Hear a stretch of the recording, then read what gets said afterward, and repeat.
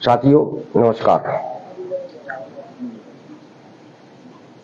केंद्र सरकार ने न्यूनतम वेतन में महंगाई भत्ते का बढ़ाया है और केंद्र सरकार के बढ़ाने से एक दिन पहले दिल्ली की आप सरकार ने भी महंगाई भत्ता बढ़ाया है। इस तरह न्यूनतम वेतन में महंगाई भत्ता बढ़ाने की जो खबरें आप लोगों के बीच में चल रही हैं, जिससे आप सब लोग उत्साहित हैं, बड़ी रुचि से उनको पढ़ रहे हैं और आपके मन में ये सवाल उठ रहा है कि ये न्यूनतम वेतन हमको भी मिलना चाहिए।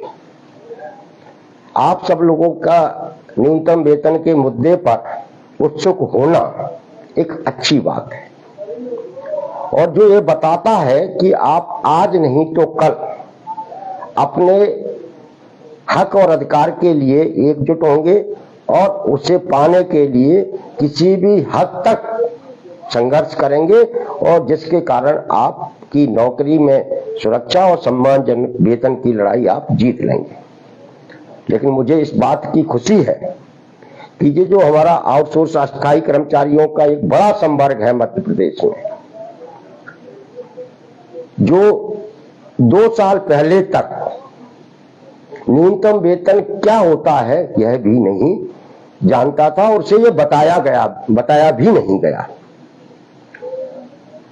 2 साल पहले तक कंपनियां भी इस तरीके से अपने यहां लोगों को काम पर रख लेती थी कि भाई हम तुमको 5,000 देंगे, आओ काम करो, 2,000 देंगे, आओ काम करो, 6,000 देंगे, आओ काम करो। ये इस तरीके से जो नौकरियां दी जाती थी ये अपने आप में ही गलत थी और हमारे तमाम सारे श्रम कानूनों का उल्लंघन थी। मध्य प्रदेश में तमाम सारे श्रमिक और कर्मचारी संगठन काम करते हैं। जो मैं पहले भी कहता रहा, आज भी कह रहा हूं कि हमारी चिंता का कारण यही है कि इन श्रमिक और कर्मचारी संगठनों ने अपने ही लोगों को एक न्यूनतम सी जानकारी पिछले 15-20 साल में नहीं दी कि आप सब लोग जो नौकरी कर रहे हैं उसमें आपके न्यूनतम वेतन, मातृत्व अवकाश, सामाजिक सुरक्षा, पीएफ और नौकरी से न निकालने का अधिकार आप लोगों को पहले से मिला हुआ है, जिसे मध्य प्रदेश में लागू नहीं किया गया था। 10 साल से मध्य प्रदेश में न्यूनतम वेतन रिवाइज नहीं हुआ। 2 साल से हम लोगों ने जब इस मुद्दे को बोलना शुरू किया तब जाकर विधानसभा चुनाव से पहले कुछ घोषणा हुई, चुनाव के बाद वो लागू हुआ, आप सब लोगों की जानकारी में है। दुर्भाग्य की बात है कि लाखों लाख लोगों को सरकार, संगठन एक न्यूनतम वेतन से जुड़े एक छोटे सी मुद्दे की जानकारी भी नहीं दे सके थे और यह इसलिए संभव हुआ कि जितने भी लोग काम कर रहे हैं, चाहे वो राजनीतिक पार्टियों के नेता हो, चाहे कर्मचारी और श्रमिक संगठनों के नेता हो, उनके चेतना से कामगार कर्मचारी वर्ग गायब हो चुका है, इसलिए उसकी चर्चा होती नहीं।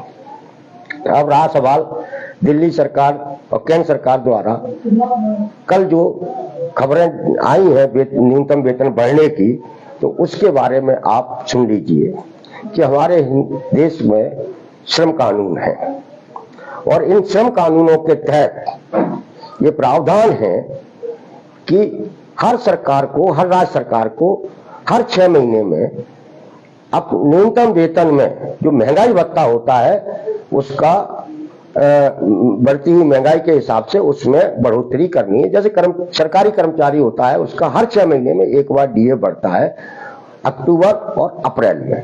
ऐसे ही जो अस्थायी ठेका श्रमिक, आउटसोर्स कर्मचारी, अस्थायी कर्मचारी है, इनके लिए भी साल में 2 बार अक्टूबर और अप्रैल उनके महंगाई भत्ते में बढ़ोतरी की जाती है। यह न्यूनतम वेतन जो आपका बेसिक है उसमें कोई बढ़ोतरी नहीं हुई है।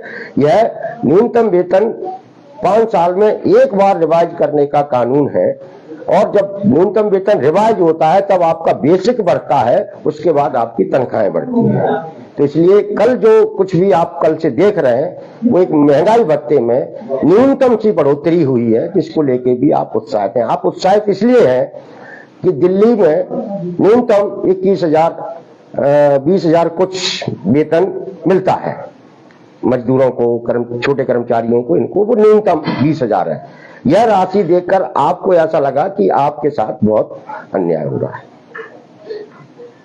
मध्य प्रदेश में तो पिछले 10-15 साल से न्यूनतम वेतन रिवाइज ही नहीं हुआ। अगर मध्य प्रदेश सरकार ईमानदारी से हर 5 साल में न्यूनतम वेतन रिवाइज करती और हर 6 महीने में महंगाई भत्ते में एक नियम के और कानून के अनुसार बढ़ोतरी करती, तो आज आपको भी 21,000 रुपए मिल रहे होते। दुर्भाग्य की बात है कि न तो सरकार ने इस तरफ सोचा और न ही किसी नेता ने, किसी संगठन ने इस तरफ सोचा। अब इसलिए नहीं सोचा कि मध्य प्रदेश की राजनीति में मजदूर और कर्मचारियों के मुद्दे गायब हैं। अब इसमें भी न्यूनतम वेतन में भी केंद्र सरकार ने श्रम कानूनों में जो संशोधन किए हैं उसके अनुसार उन्होंने पहले न्यूनतम वेतन सबके लिए एक समान होता था, सबके लिए एक समान होता था, चाहे वो भोपाल का कर्मचारी हो, चाहे दूर दराज के किसी तहसील का कर्मचारी हो। लेकिन केंद्र की सरकार ने जो श्रम कानूनों में संशोधन किया है उसके अनुसार उन्होंने हिंदुस्तान के शहरों को 3 कैटेगरी में बांटा है, A, B, C, और इस हिसाब से न्यूनतम वेतन बढ़ाया जाता है। आपने कल के जितने भी नोटिफिकेशन आपने डले हुए उनको देखना, उनमें A, B, C लिखा हुआ है। ये श्रेणी के वो शहर हैं, दिल्ली, बंबई, कलकत्ता, बेंगलोर, हैदराबाद, अहमदाबाद, जो बड़े शहर हैं, मेट्रोपॉलिटन सिटी हैं, वहां का न्यूनतम वेतन एक अलग होगा। बी श्रेणी के शहरों में आते हैं भोपाल, ग्वालियर, जबलपुर, इंदौर, इस टाइप के शहर, यहाँ का न्यूनतम वेतन अलग होगा। सी श्रेणी में आती हैं छोटे जिले, तहसील, यहाँ का वेतन अलग होगा। ये पहली बार हिंदुस्तान में हुआ है कि केंद्र की सरकार ने न्यूनतम वेतन के मुद्दे पर भी विभाजन कर दिया है। जो न्यूनतम वेतन भोपाल का होगा वो छिंदवाड़ा का नहीं होगा। ये केंद्र ने श्रम कानूनों में संशोधन करके प्रावधान कर दिया, और ये मजदूर विरोधी कदम है जिसका विरोध श्रमिक और कर्मचारी संगठन जो मजदूर हितैषी है वो इसका लगातार विरोध कर रहे हैं। अब आपको मुद्दे की बात बताते हैं कि जो आपका न्यूनतम वेतन रिवाइज हुआ था मध्य प्रदेश में, उस पर जो स्टे मिला है वो मोदी सरकार द्वारा ये जो न्यूनतम वेतन का शहरों का वर्गीकरण किया गया है उसी आधार पर मिला है।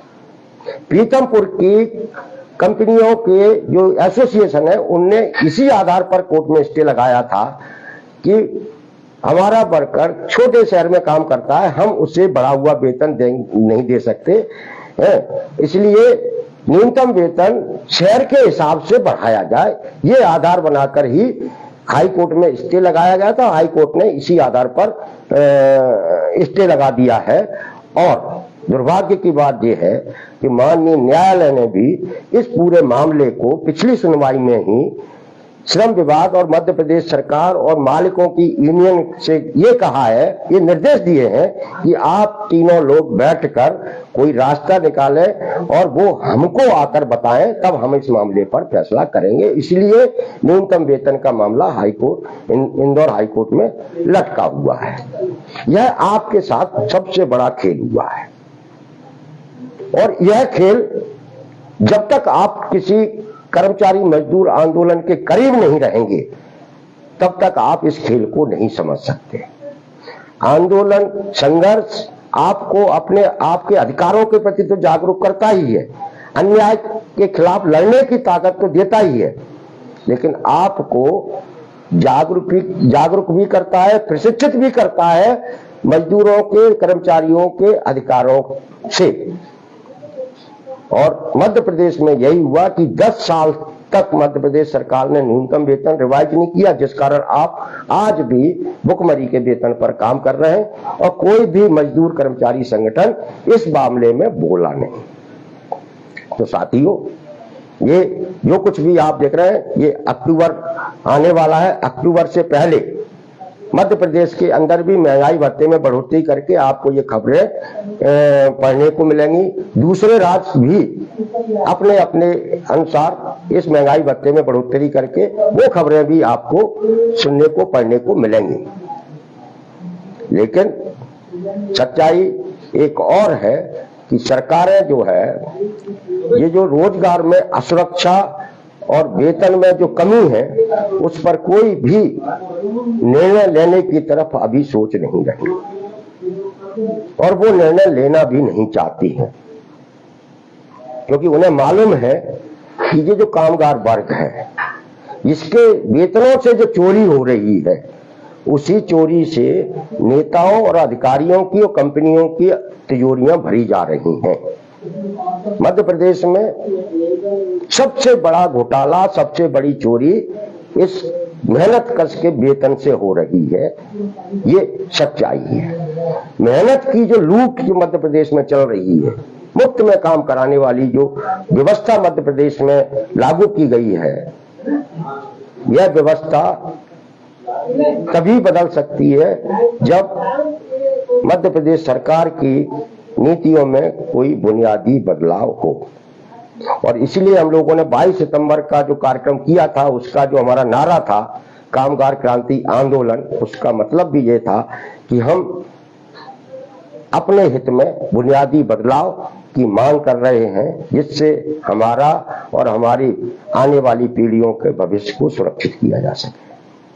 लेकिन दुर्भाग्य की बात है, चिंता की बात है कि हमारे वो आउटसोर्स अस्थायी कर्मचारी जो इस पूरे मूवमेंट से लाभान्वित होने वाले हैं, जिनको इसका बड़ा फायदा मिलना है, वही वो चाहते जरूर हैं कि हमको ये मिलना चाहिए, हमको वो मिलना चाहिए, हमको नियमित हो जाना चाहिए, सब कुछ है, लेकिन संघर्ष से दूर भागने की उनकी जो मानसिकता है, संघर्ष से दूर रहने की उनकी जो सोच है, वह भी उनके साथ अन्याय कराने में महत्वपूर्ण भूमिका निभाती है। यह भी एक सच है। दुनिया के किसी भी देश में कामगार कर्मचारी वर्ग को तभी कुछ मिला है जब वो लड़ा है। आप मजदूर आंदोलन के इतिहास को आप पढ़ेंगे, समझेंगे, जानेंगे तो आपको पता चलेगा कि आपके पास जो 8 घंटे काम का जो अधिकार है उसके लिए भी दुनिया के मजदूरों ने लंबा संघर्ष किया था, तब 8 घंटे काम का कानून अधिकार आपको मिला था। न्यूनतम वेतन का जो आपको लेने का अधिकार है उसके लिए भी आपने लंबा संघर्ष किया, तब आपको न्यूनतम वेतन का अधिकार मिला। और दीगर जो सामाजिक सुरक्षा के जो आपके अधिकार हैं वो आपके लंबे संघर्षों के बाद मिले थे, जिन्हें 21वीं सदी में आपसे छीना जा रहा है, छीना गया है। और हमसे हमारा हक और अधिकार, जिंदा रहने का अधिकार तक छीन लिया गया और हम कुछ नहीं बोल पाए। इस पर हम और आप और उन तमाम सारे कर्मचारी और मजदूर नेताओं को थोड़ी बहुत तो शर्म आनी चाहिए, क्योंकि उनको भी तो किसी न किसी को जवाब देना है। इसलिए साथियों, हम लोग जिस लड़ाई को पिछले 2 साल में विकसित कर रहे हैं, खड़ी कर रहे हैं, उस लड़ाई का एक बड़ा मकसद है, और वो बड़ा मकसद ये है कि इन लाखों लाख लोगों के साथ जो अन्याय हो रहा है उसको खत्म कराना। हमें उम्मीद है कि आप ये जो तात्कालिक खबरें आपको सुनाई देती हैं, पढ़ने को मिलती हैं, उनसे ज्यादा उत्साहित होने की बजाय आप अपना ध्यान पूरा अपने हक और अधिकार के लिए होने वाले संघर्षों पर केंद्रित कर दे, तब आपके साथ न्याय होगा। 22 सितंबर के आंदोलन के बाद सरकार के अलग अलग विभागों के में आपके न्यूनतम वेतन, रोजगार में सुरक्षा का मुद्दा गंभीरता से चर्चा का विषय बना हुआ है। और हमें उम्मीद है कि मध्य प्रदेश की सरकार जब न्यूनतम वेतन में के महंगाई भत्ते में बढ़ोतरी की घोषणा 1, 2, 3 दिन में करेगी, तब आपको उसका असर दिखाई देगा उसमें। अभी तक सरकार हर 6 महीने में कभी 5 रुपए, कभी 10 रुपए, कभी 20 रुपए बढ़ाकर औपचारिकता करती थी, लेकिन इस बार वो ऐसा नहीं कर पाएगी क्योंकि इसके ऊपर दबाव है। और बहुत जल्दी हम अपने संगठन की तरफ से श्रम मंत्री महोदय से भी मिलने वाले हैं, उनसे और बातचीत करने वाले हैं इस पूरी व्यवस्था के बारे में, क्योंकि पता सरकार को सब है, श्रम मंत्री को भी की जानकारी में भी सारा मामला है। मध्य प्रदेश सरकार के मुख्यमंत्री की जानकारी में भी ये सारे मामले हैं। जानकारी में होने के बाद भी अगर इस पे अमल नहीं हो रहा है तो ये जो है गलत है और इसके खिलाफ लड़ना ही एकमात्र रास्ता बचता है। वैसे मध्य प्रदेश के अंदर तो लाखों कर्मचारी ऐसा है जिसे खुद सरकार न्यूनतम वेतन के दायरे से बाहर रखी हुई है, जैसे अंशकालीन कर्मचारी है, ग्राम पंचायतों के चौकीदार, वृत्त ये हैं, रसोईया है, आशा कार्यकर्ता है, आंगनवाड़ी कार्यकर्ता है, दूसरे कोटवार हैं, ये तमाम सारे जो लोग हैं जो न्यूनतम वेतन के दायरे से बाहर हैं। हमारी जो न्यूनतम वेतन की लड़ाई है जो आने वाले दिनों में और विशाल होगी, विकराल होगी और हम जीतेंगे। इसी के साथ आप सबको मेरा नमस्कार।